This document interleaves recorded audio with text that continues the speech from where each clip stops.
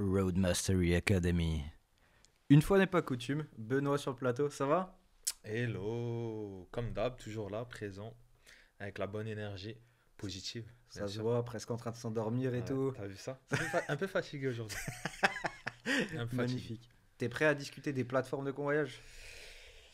Après, on est toujours prêt. Après, est-ce qu'il y a des bêtises qui vont en sortir? Ça, je sais pas. Ouais, tout de suite, hein, juste pour recadrer, on va peut-être pas parler et donner des noms de plateformes. De toute façon, avec Google qui est votre ami, vous trouverez rapidement les noms. Et puis je pense que ceux qui ont de la bouteille reconnaîtront tout de suite quand on dira certaines choses. Mais déjà, c'est quoi une plateforme de convoyage? Pourquoi elle existe en fait? Bah, pourquoi elle existe? Pour simple et bonne raison on avait déjà abordé ce sujet auparavant. Euh, la demande de livraison d'un point A à un point B, hein, pour un client, donc soit un donneur d'ordre qui va être le concessionnaire, qui peut être un vendeur de véhicules ou un particulier. Et puis à la livraison, pareil. Donc ça peut être un concessionnaire, un particulier, un parc, etc. Donc c'est quelqu'un qui veut livrer son véhicule et passer par la route via un convoyeur automobile. Donc n'hésitez pas à revoir nos anciens podcasts si vous voulez en savoir plus et vraiment voir ce qu'est le convoyage automobile. Mais pour en revenir aux plateformes, oui, les plateformes existent parce qu'il y a un besoin logistique de livrer en fait un client par la route via le convoyage automobile. Ouais, pour compléter ça, en gros, c'est que les donneurs d'ordre, donc comme on dit, ça peut être tout, petite concession, voire même grands constructeurs automobiles, ont pas envie en fait d'embaucher soit en interne, soit de créer une communauté de chauffeurs. Et c'est là en fait où les plateformes rentrent en jeu, en fin de compte. Elles vont faire cet intermédiaire, cette mise en relation entre un ensemble de chauffeurs et une demande client qui est parfois sporadique, parce que on a des saisons comme l'été, par exemple, pour les loueurs courte durée, où ils ont besoin de beaucoup de monde. Donc c'est sûr qu'ils vont pas se créer une base chauffeur rien que pour cette période-là. Donc ils vont faire appel à une plateforme qui, elle, travaille avec des loueurs courte durée, mais avec des loueurs longue durée, avec des constructeurs qui ont des besoins parfois peut-être sur toute l'année ou dans des périodes où d'autres n'ont pas de besoin en fait. Et je pense que c'est là le plus gros avantage et pourquoi une plateforme existe, c'est en fait elle permet de proposer ce service à des clients qui ont des besoins qui ne sont pas forcément simultanés justement. Et aussi avoir une gestion, parce que si on prend un pas de recul sur l'économie en général, le, la sous-traitance gagne du terrain et chacun se spécialise dans un domaine. Aujourd'hui, les clients du convoyage veulent se spécialiser soit dans la vente, soit dans la location, enfin ce qui est leur activité, et ont plus forcément envie de gérer tout ce qui va autour, et notamment ce service de livraison est quelque chose qu'ils sous-traitent et dont ils veulent se débarrasser, et ils prennent des personnes qui sont spécialisées là-dedans, et c'est vrai que les plateformes, pour le coup, sont spécialisées dans le recrutement de chauffeurs, dans la gestion des courses, l'organisation, la transmission de données, et aussi une partie un peu plus, on va dire, comptable, administrative, qui sont les règlements, parce que ben, vous, en tant que chauffeur, vous le savez peut-être pas pour ceux qui ont de la bouteille, même pour ceux qui ont de la bouteille, et notamment pas pour ceux qui commencent, les plateformes en général payent plus vite, vous payent plus vite qu'elles ne sont payées. Parce que dans le cadre d'une activité, en général, les clients règlent à 30 jours. Certaines plateformes, alors comme Benjamin a dit, il y en a une qui règle tous les 10 jours. La majorité règle tous les 15 jours, donc moitié du mois. Et c'est normal parce que vous avancez des frais avec l'essence, le péage et si vous avez d'autres frais type nuitée, ce genre de choses. Mais voilà, des fois elles font un peu, entre guillemets, j'abuse un peu, mais les banques. Donc voilà. Ouais, il faut savoir qu'en plus, avant de devenir ce qu'elles sont maintenant, les plateformes avant, vous pouviez louer pour 1 euro et prendre le véhicule. Et c'était pareil, vous livrez le véhicule d'un point A à un point B. Alors ça c'était plutôt pour les particuliers, je crois que ça existe encore, il me semble. Et c'était une bonne occasion, enfin je parle au passé, mais ça l'est encore, une bonne occasion de pouvoir se déplacer sans forcément payer très cher en fait une location. Et ça arrange tout le monde. Ça peut arranger le client, ça peut arranger le particulier qui a besoin de se déplacer. Et puis, d'où l'intérêt de la plateforme. En fait, les premières plateformes qui faisaient du convoyage à la base, c'était de la location à 1 euro. Puis ils ont bifurqué et on est arrivé aujourd'hui à ce qu'on connaît maintenant, quoi. Donc, euh, moi, je trouve qu'ils ont toute leur place, qu'il y a du travail pour tout le monde. Mais surtout, je trouve que c'était une idée quand même assez innovante il y a encore ouais, il y a une dizaine d'années. Et que ben, la preuve aujourd'hui, ils sont encore là et qui se développent à travers l'Europe. Il faut savoir qu'en plus, la France est un des pays précurseurs dans cette activité-là, avec le Royaume-Uni. Et que ben, aujourd'hui, on en parle un petit peu en Allemagne, en Espagne, mais ça va toucher sûrement toute l'Europe. Ok, ouais. Maintenant, la vraie question pour ceux qui nous regardent, qui sont principalement des chauffeurs, les plateformes, est-ce que c'est un bon plan? On a entendu les avantages, mais quels sont les inconvénients aussi? Ben, les inconvénients, il y a des avantages, c'est sûr, c'est celui de pouvoir commencer rapidement. On a juste besoin de s'inscrire, de répondre en fait aux critères qui demandent. Donc être indépendant, avoir un permis, enfin voilà, je vais pas m'attarder sur les éléments administratifs, mais ils sont assez simples à acquérir. Euh, et ensuite, on peut démarrer sans forcément débourser de frais. Et ça, c'est super intéressant parce que pour ceux qui n'ont pas beaucoup d'argent ou qui n'ont pas forcément envie d'investir parce qu'ils ont envie de tester un petit peu l'activité, ça, c'est super. Parce que quand on a une plateforme qui vous met à disposition des véhicules, je trouve que franchement, c'est le top. Et contrairement à l'époque, je dis quand même à l'époque, il y a une dizaine d'années, ben maintenant, on a des missions qui partent de partout. Avant, il fallait quand même être dans les grandes villes, souvent dans les grandes villes, pour pouvoir commencer, en tout cas. Maintenant, on peut être partout en France et pouvoir réaliser des missions. Donc, je trouve ça sympa. Maintenant, en termes de D'accord. points faibles, Ouais. je dirais plutôt points faibles, ben, c'est comme toutes les plateformes. Il y a un peu une dépendance. Voilà. Euh, Selon l'endroit où on peut avoir des prix qui varient. Voilà, tout simplement. Je vais donner un exemple. Quand on prend les grandes villes, on prend Paris. C'est sûr que vous allez avoir plus de convoyeurs et de personnes qui vont être présentes dans cette zone géographique. Donc oui, il y aura plus de missions, mais il y aura aussi plus de convoyeurs. Moi, quand j'ai commencé, j'étais en Alsace et j'étais tout seul pendant... alors, je ne vais pas dire sur toutes les plateformes, hein, loin de là, mais j'étais avec un prestataire, j'étais tout seul pendant 6 mois. Donc pendant 6 mois, ben, j'ai pu travailler sereinement, proposer mes tarifs qui étaient acceptés. Puis au fur et à mesure, quand il y a, bah, c'est l'offre et la demande, hein, toujours pareil. Donc à ce moment-là, ben, le pouvoir s'inverse. Et ça, il faut l'accepter et il faut pouvoir aussi s'adapter. Ben, je ne sais pas toi, comment toi tu vois les choses, mais ça, c'était mon premier retour d'expérience. Ben, moi, je vais prendre une autre perspective, c'est que vraiment sur le fonctionnement des plateformes, il y en a, ça va être un côté un peu plus critique, mais il y a des plateformes qui sont parfois de taille importante, qui vont un peu donner de la poudre aux yeux à ceux qui commencent, parce que vous allez potentiellement voir toutes les missions qui sont disponibles en France quasiment, ou parfois dans votre région, ils limitent quand même un peu à la région, mais en fait, c'est des missions qui sont disponibles pour tous, donc vous avez l'impression qu'il y a beaucoup de volume. Oui, il y en a quand même, parce que ce qu'ils présentent sur les plateformes est véridique, hein. Ils ne créent pas de fausses missions juste pour vous donner envie de venir. Mais il y a d'autres plateformes qui vont vous proposer des missions au compte-gouttes, qui vont venir directement vers vous, et qui ont pas forcément beaucoup moins de missions, ou qui vont potentiellement vous en proposer plus sur la durée à vous. Ça dépend en fait de la taille de la plateforme, comme quel est le lien que vous avez avec cette plateforme. Il y en a qui sont beaucoup plus, on va dire, numérisés, digitalisés et automatisés que d'autres. Donc moi, si j'étais à la place des convoyeurs, je commencerais plutôt avec des plateformes un peu plus humaines, si j'ai le choix. Et il y a aussi des différences en termes tarifs. Et en général, le gros facteur, c'est plus c'est automatisé, moins c'est bien payé en général. Enfin, c'est ce que moi j'ai l'impression d'avoir vu au travers des récits chauffeurs que j'ai entendus.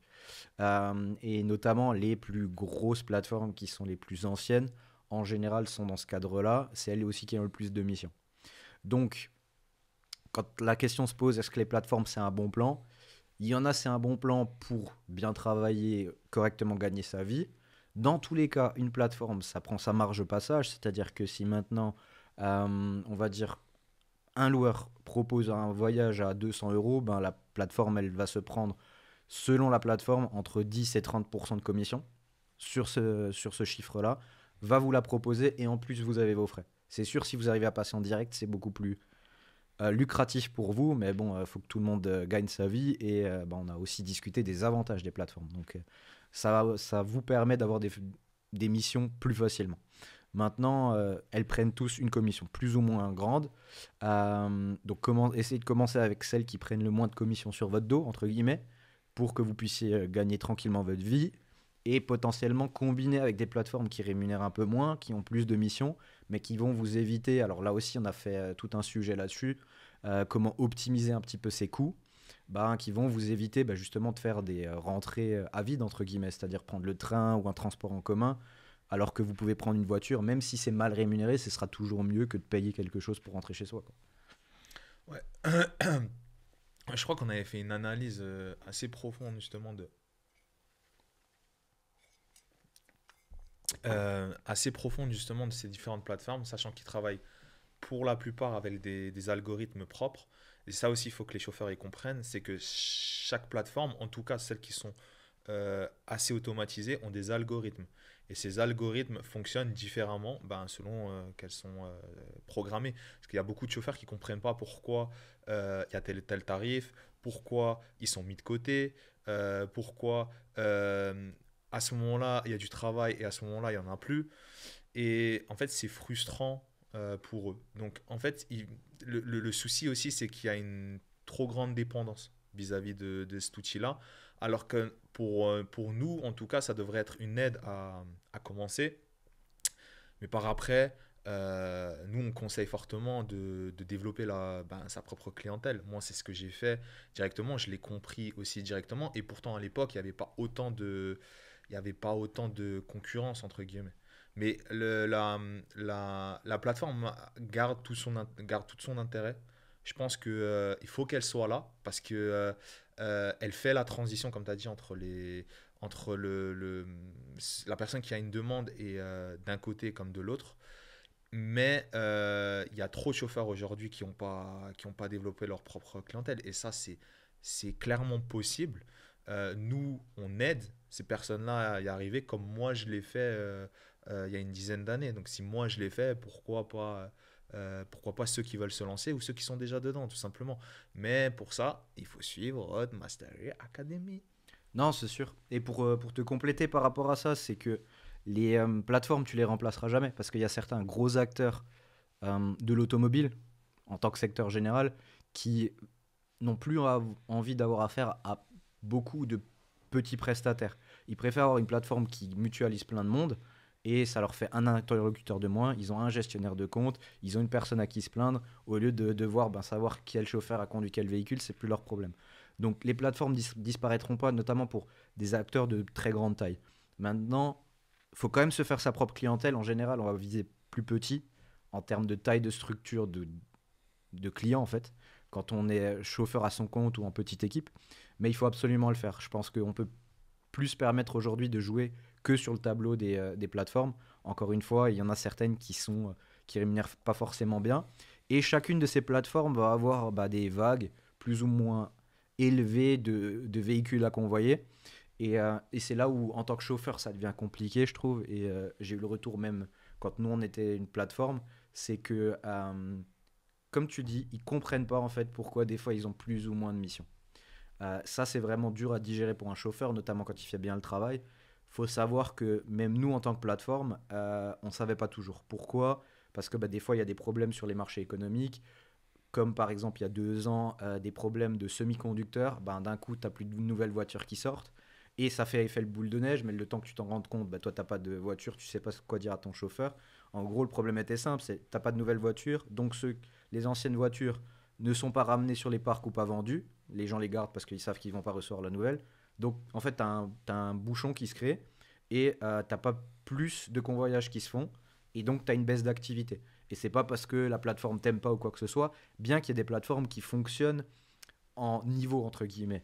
Ça aussi, j'en ai entendu parler. Si tu fais un certain nombre de missions, tu débloques le niveau 2 et tu as davantage d'opportunités de mission. Ça ne veut pas dire forcément que tu auras ces missions, mais au moins tu as une sorte de niveau 2 où tu peux aller sur des missions un peu plus premium, parce que ça, on l'a aussi évoqué dans différents podcasts qu'on a déjà fait, et on va sûrement revenir sur le sujet plus tard. C'est qu'il y a des missions plus simples que d'autres. Donc en général, on va te faire commencer à la mission du type la plus simple, loueur courte durée par exemple.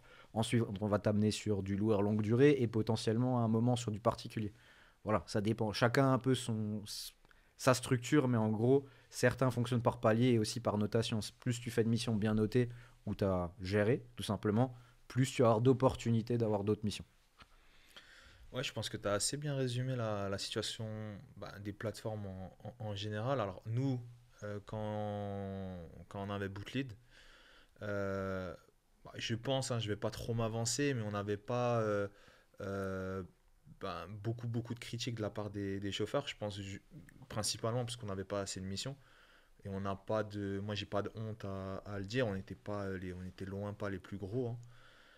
Mais on avait un nombre de missions qui était quand même assez importante et qui nous permettait de tourner avec un nombre de chauffeurs important. Sauf que la demande était tellement forte que malheureusement on n'avait pas assez de missions à proposer par rapport à la demande.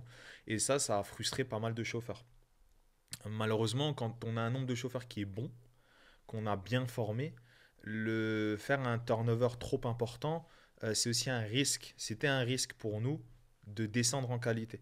Donc on devait, on va dire, trouver un juste milieu entre faire travailler assez de chauffeurs, ou en tout cas donner l'opportunité à assez de chauffeurs, et en même temps garder notre qualité.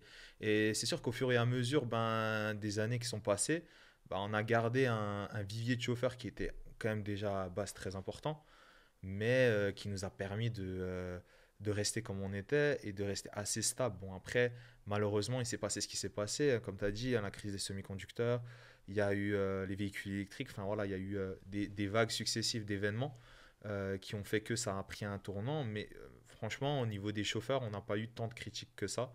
On s'est différencié aussi surtout sur les tarifs. On n'a jamais cherché à sous-payer un chauffeur. On n'a jamais cherché à négocier au plus bas. On a toujours essayé de donner, je pense, au mieux le tarif, on va dire, qu'il méritait. Alors, on va pas rentrer dans les détails, mais c'est sûr que nous, on prenait juste le minimum pour pouvoir, en tant qu'intermédiaire, hein. Et je pense qu'on était dans les plateformes qui payaient plus ou moins le mieux sur le marché. Alors, c'est sûr qu'on n'avait pas tout automatisé et on revient à ce que tu as dit. Plus les plateformes sont humaines, plus vous allez vous en sortir. Et je pense qu'il y en a encore aujourd'hui qui existent. Et comme le dit Kevin, moi je le rejoins là-dessus. Je pense qu'il faut les privilégier tout en travaillant avec les autres. Moi j'en connais plein qui les privilégient et puis sur un retour vont aller chercher des tarifs un peu moins intéressants, mais qui vont leur permettre de pas avoir de frais. Donc, en fait, c'est tous ces éléments qui font qu'aujourd'hui, il faut pas croire une plateforme, c'est pas juste une plateforme. Les plus gros du marché ont développé des algorithmes en interne. Ils ont des façons aussi d'attribuer les missions qui sont complètement différentes. Quand on se positionne sur une mission, il y en a où on va demander le prix, il y en a où le prix est déjà proposé. Il y en a où le prix va être super bas et ils vont attendre de voir s'il y a une demande. S'il n'y a pas de demande, eh ben, ils augmentent l'offre. Il y en a où vous n'allez pas comprendre pourquoi ils vont refuser parce que vous n'avez pas d'explication. Et tout ça, en fait, il faut les appréhender. Nous, on a mis des années et des années à comprendre. Moi, déjà en tant que chauffeur, parce que j'ai travaillé avec toutes les plateformes existantes. Donc, je sais comment ils fonctionnent et je sais comment ils ont évolué.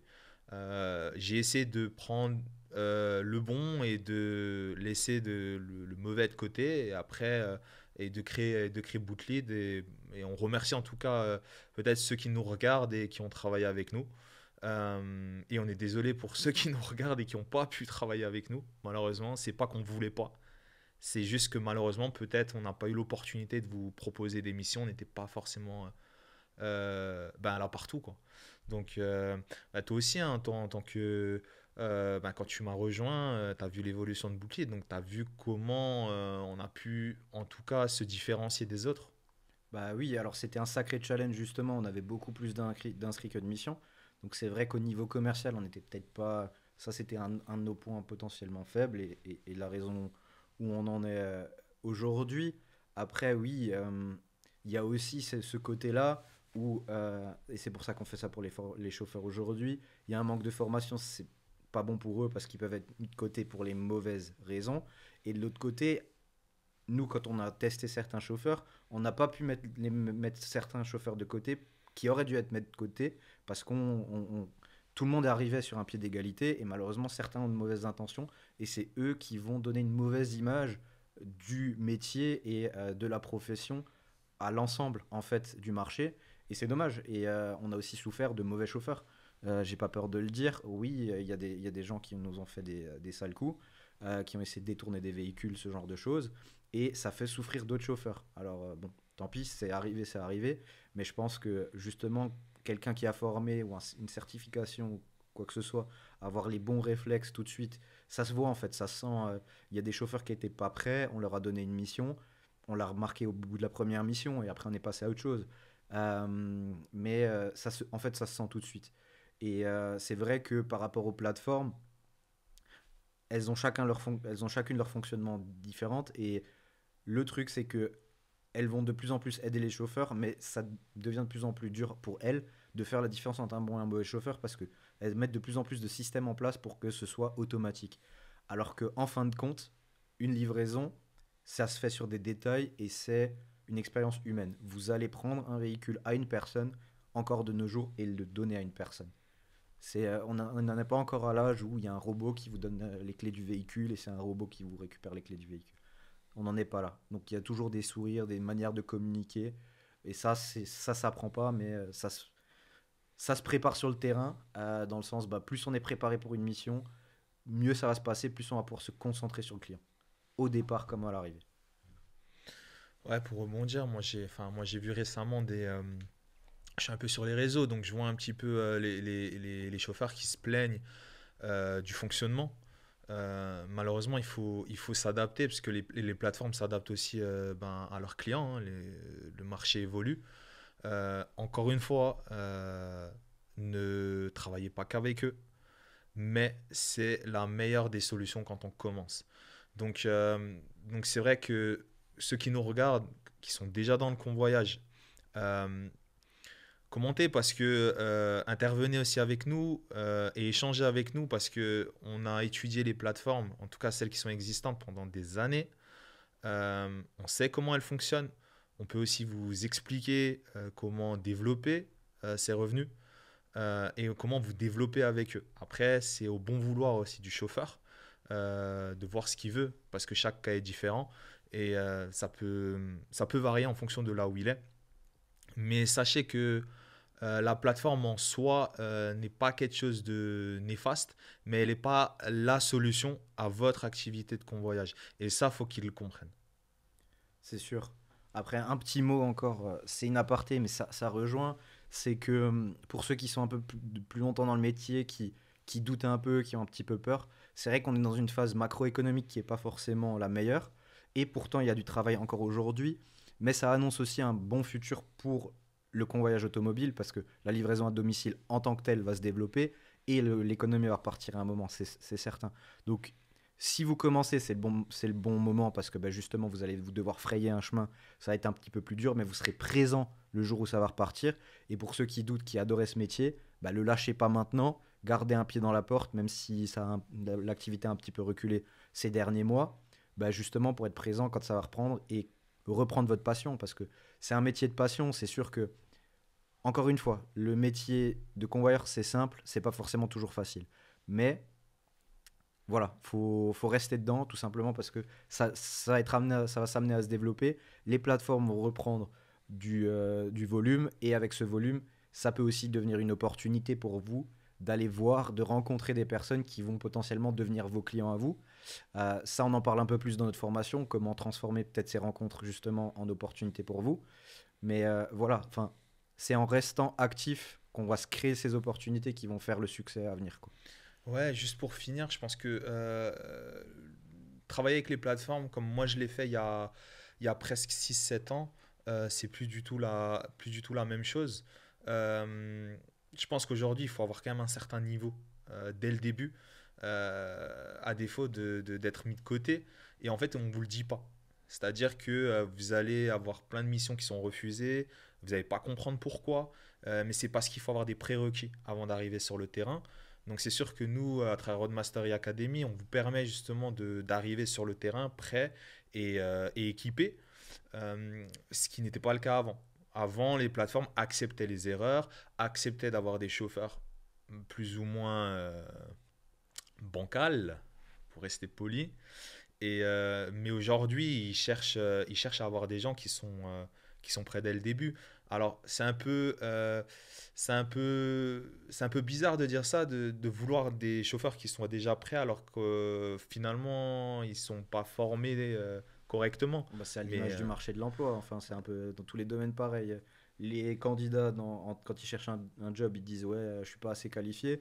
Et les entreprises disent qu'il n'y a pas assez de monde, mais voilà, ils cherchent aussi des gens qui sont déjà prêts avant qu'ils arrivent en entreprise. Donc, en fait, oui, même ça se retrouve dans le convoyage aujourd'hui, je trouve. ben, justement, je crois que la dernière remarque que j'ai eue d'un chauffeur, c'était ben non, en plus tu fais moi je fais le lien.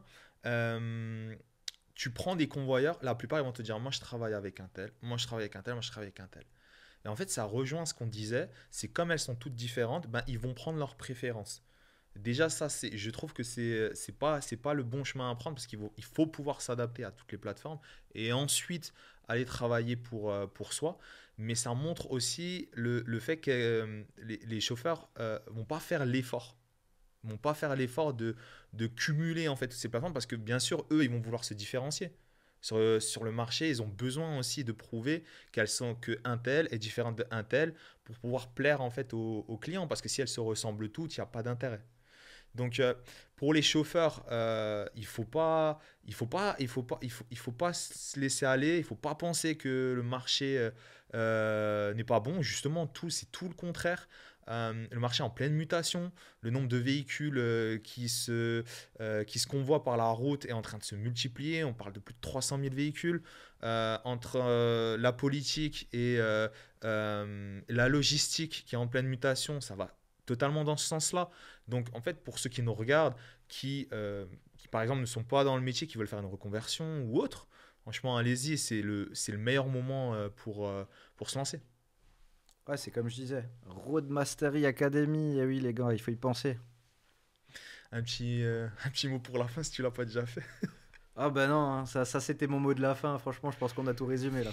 Bon, ben super. Ben écoutez, pour la suite, suivez-nous, likez et puis surtout commentez parce qu'on a hâte d'échanger avec vous.